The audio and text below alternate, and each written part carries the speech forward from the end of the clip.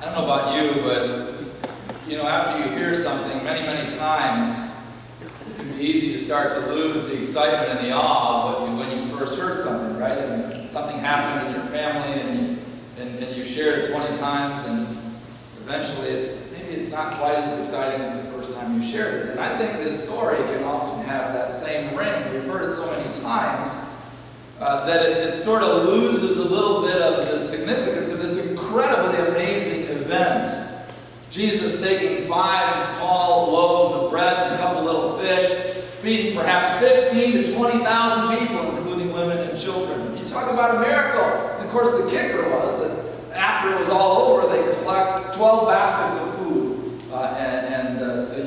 So just what an incredible miracle. Now, on a side note, I wonder how many times we feel like maybe that little boy and we don't have that much to offer. And in those moments, Jesus reminds us in this account from his life that he is less concerned about what we have than what we can do, what he can do with it when we allow him to be a part of our lives. Well, welcome back to our final week of the current message series, Not a Fan, where we have been asking the question, are we fans of Jesus or followers of Jesus, and trying to figure out exactly what that means and what it looks like. Well, today we start with this incredible message, incredible miracle of Jesus, and then continue looking at Jesus and his disciples and their interactions the next day.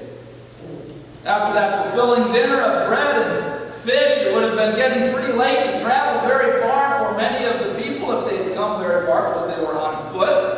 So many of them would have camped out, just kind of laid down, tried to find some cover for the night, maybe expecting that the next morning Jesus would take the leftover bread, 1 egg, and 1 slice of ham, and well, you know what the rest is, right? And have a big old buffet breakfast for everyone. They are committed fans. They like the big events, they like the free food, but the next morning they wake up and Jesus isn't around. Their meal ticket is nowhere to be found. Now they eventually figure out that Jesus has wandered over to the other side of the lake. And so the crowd walks all the way around the lake to be with Jesus again. The crowd seems to have no higher priority than being with Jesus. Maybe these are more than just fans after all. Nah. By the time they catch up to Jesus, they've missed breakfast and they're probably just looking for a lunch. But Jesus decides at that point to shut down the all-you-can-eat buffet and offer them something far better. In verse 26, Jesus challenges the crowd to reflect on their real reason for following him around the lake when he says, I tell you the truth, you are looking for me not because you saw miraculous signs, but because you ate the loaves and had your fill. Nonetheless, in verse 35, Jesus offers himself when he says, I am the bread of life.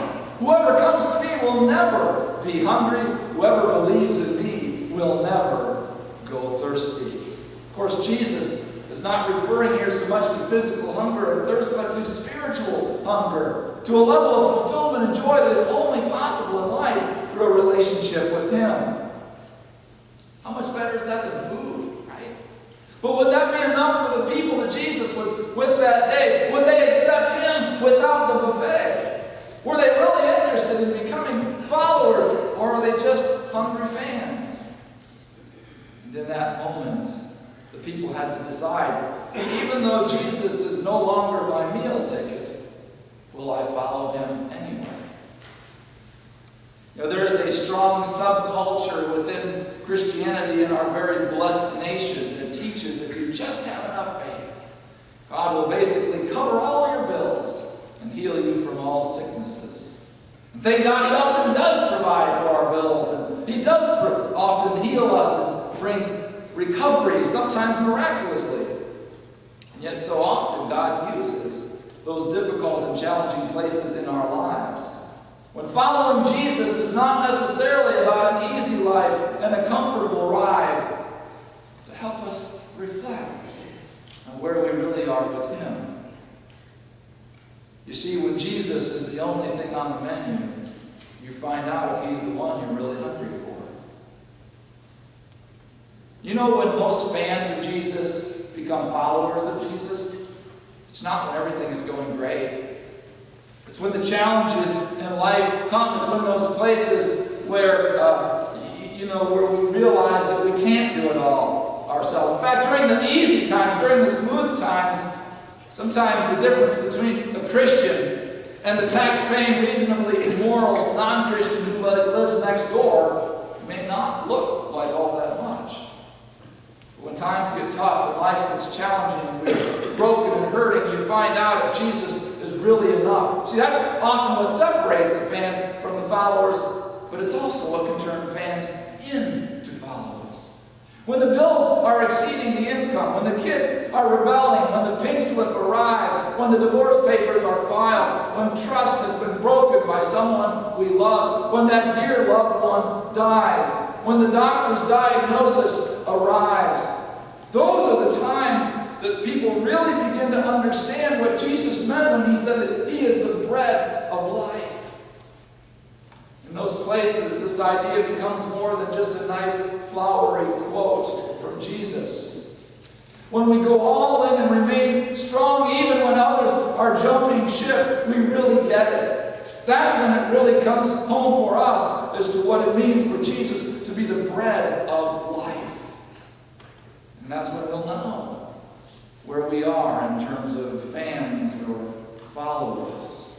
Do we hang in there and keep following Jesus even when life gets challenging? Or do we cut and run? So here in John 6, Jesus and this crowd are together again the next day. The crowd has to decide if Jesus is going to be enough. Are they going to hang around for the perks when the perks are no longer present? Or is it really about their devotion and their desire to follow Jesus no matter what? Do we hang in there and keep following even when things get more challenging? Do you happen to remember what happens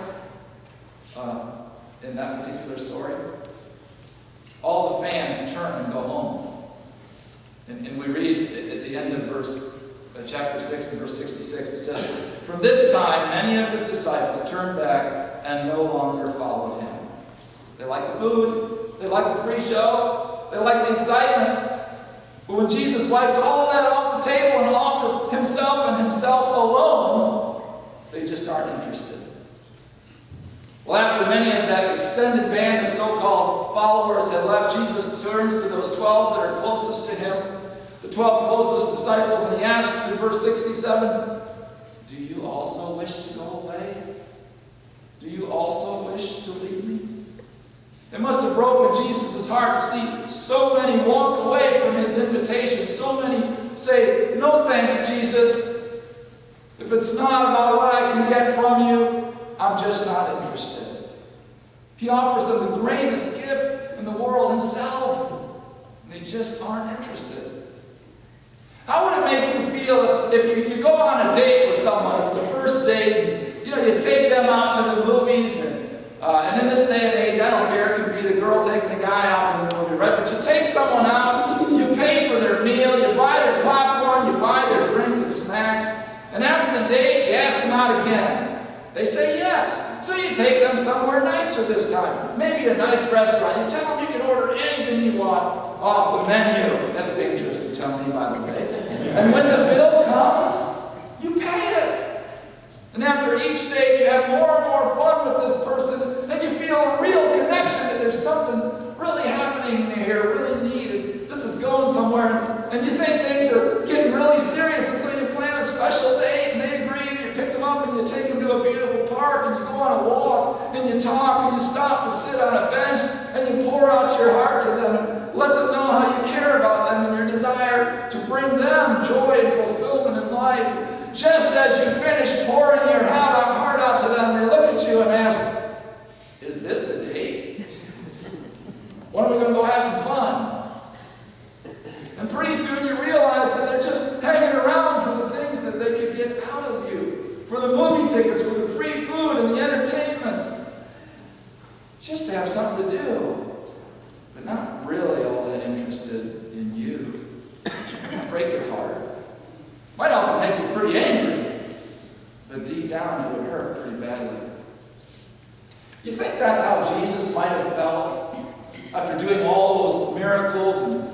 feeding the people and caring for them over that day or so. And all of them, when they realize that the food and the fun is not going to continue, they turn around and they walk away. So in the midst of that, Jesus asks his disciples, this band of brothers that he's drawn closest and grown closest to, whether or not they're going to leave too. Would his most devoted disciples turn out to be mere fans who wouldn't stick around when Jesus' teaching got a little bit more challenges, when the expectation got a little higher and goods were no longer as lucrative? Would they abandon Jesus too? John 6, verse 68, 69, I love this. We read their response. Simon Peter, probably kind of speaking for all of them, answers him and says, "Well, Lord, who can we go to? I mean, you have the words of eternal life. We believe and we know that you are the Holy One of God." I'll bet those words did Jesus' heart good. And they knew something about Jesus because they had given their lives to following him for the last few years. They knew that when you really know Jesus, you don't want to leave him. You don't want to walk away. Even in the midst of the challenges, if it's all that you've got left to hold on to. Peter's answer sort of sums it up to, who can we go? Who can lead us like you do? Who can teach us with wisdom like yours, Jesus? Who else is worth following around? Even if everything else in life falls through the floor, we will follow you. That's what they were saying to him. You know, fans will bail on Jesus when things get difficult. When he asks them to sacrifice, when he asks them to take up their cross, when he asks them to die to themselves and to trust him even in the midst of uncertain and challenging places, fans sometimes take off. And it's sad because they don't really know what they're giving up. The hope and joy and peace and contentment and fulfillment and meaning and purpose in this world and forever in the presence of God in the future. Yes, if they really understood, they would do anything to experience life in Christ, now and forever. How about us? How would we answer Jesus if he asked us of that? What would we say? Would we say like Peter, leave you? Where else would we go? Who else is worth following? Who else is worth giving our lives for? Because you see, if that is truly the way that we feel, it will affect every decision that we make, every action that we take. If we believe with every ounce of our being, we'll follow Jesus no matter where it leads. So why then do we, not us of course, but Christians out there, sometimes in the challenges of life or when God stretches us, maybe hesitate to go all in and strive to be a true follower of Jesus or Christ? Well, here's why. We don't know for sure, so we hedge our bets. We don't know for sure, so we hedge our bets. Our belief in Jesus Christ is one who forgives us for our sins and brings us into relationship with God and opens up the power of God's Spirit, the Holy Spirit. It's incredible, but let's be honest. It can't be proven beyond the shadow of a doubt. Our relationship with God and Jesus Christ is one built upon faith. It's not a blind faith. It has a lot of evidence and it makes a lot of sense, and it's even very logical the better we understand it. But our relationship with God for Jesus is still dependent upon faith. We wish we could prove it. We wish we could have it all laid out beyond the shadow of a doubt. We wish God would write it in the sky. We wish he'd give us a vision. We wish he'd speak to us audibly now and then to assure us. We wish he'd send an angel or maybe some kind of unmistakable sign to prove to us that he is real, that he is in charge, that Jesus' death on the cross does indeed provide forgiveness and new life. That's not how it works, is it? Wasn't like that for the disciples either. Sure, they were with Jesus, they followed him, they saw some of his miracles, but they eventually still had to choose whether they were going to be all in for him. They had to choose as if their beliefs about him was as good as a proven fact. In fact, they had to choose to trust that belief for almost all of them, even to the point of a martyr's death. For many, many Christians, that is why they struggle moving from fan status to follower status. Because Jesus calls us to go all in for him, to yield control of our lives, in the words of Scripture, to die to ourselves daily. Convinced that if we live our lives for God's purposes, even at times at the expense of our own desires and wants, that somehow it will lead to true joy and fulfillment, meaning and purpose. But what if we're wrong? Well, what if we live for Jesus and we make sacrifices for God and we're wrong? I mean, if we live a decent life and try to follow the 10 Commandments, we pay our taxes, we vote, we get along with most people, we help little old ladies cross the street, we don't kick the dog, we go to church, we're involved in our church, but still try to grab as much as we possibly can out of this life and what this world has to offer. That way, if we do happen to be wrong, it won't be a complete loss. Now, we would never say it that way. We probably wouldn't even think it that way. But a lot more Christians than realize it end up living it that way. Now, the message this morning is not about that we should all live in a box, drive a subcompact, and give everything away. That's not the point.